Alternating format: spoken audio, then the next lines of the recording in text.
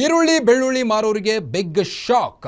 ಈರುಳ್ಳಿ ಬೆಳ್ಳುಳ್ಳಿ ಮಾರಾಟಗಾರರಿಗೆ ತಟ್ಟಿದೆ ಜಿಎಸ್ಟಿ ಬಿಸಿ. ಅಂತರಸನಹಳ್ಳಿ ಮಾರುಕಟ್ಟೆಯ ವರ್ತಕರಿಗೆ ನೋಟಿಸ್ ನೀಡಲಾಗಿದೆ.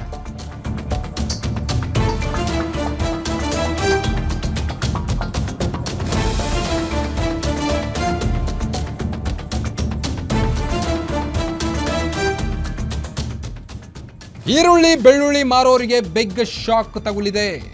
ಈರುಳ್ಳಿ ಬೆಳ್ಳುಳ್ಳಿ ಮಾರಾಟಗಾರರಿಗೂ ಜಿಎಸ್ಟಿ ಬಿಸಿ ತಟ್ಟಿದೆ. ಈಗ ಅಂತರಸನಹಳ್ಳಿ ಮಾರುಕಟ್ಟೆಯ ವರ್ತಕರಿಗೆ ನೋಟಿಸ್ ನೀಡಿದ್ದಾರಂತೆ. ತುಮಕೂರು ಜಿಲ್ಲೆಯ ಅಂತರಸನಹಳ್ಳಿಯ ವರ್ತಕರು ಕಂಗಾಲಾಗಿದ್ದಾರೆ ಈ ಒಂದು ಜಿಎಸ್ಟಿ ಬಿಸಿಯಿಂದಾಗಿ.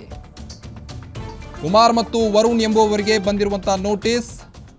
ವರುಣ್ಗೆ ತಲಾ 15 ಲಕ್ಷ ರೂಪಾಯಿ, ಕುಮಾರ್ಗೆ 14 ಲಕ್ಷ ರೂಪಾಯಿ ನೋಟಿಸ್ ಬಂದಿರುವಂಥದ್ದು. ಹೀಗಾಗಿ ವರ್ತಕರು ಕಂಗಾಲಾಗಿದ್ದಾರೆ.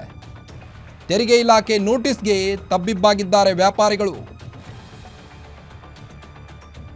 ಈಗಾಗಲೇ ರಾಜ್ಯದೆಲ್ಲೆಡೆ ಫೋನ್ ಪೇ, ಗೂಗಲ್ ಪೇಯಿಂದಾಗಿ ಸಾಕಷ್ಟು ವ್ಯಾಪಾರಿಗಳು ಪರದಾಡುವಂಥ ಪರಿಸ್ಥಿತಿ ಎದುರಾಗಿದೆ.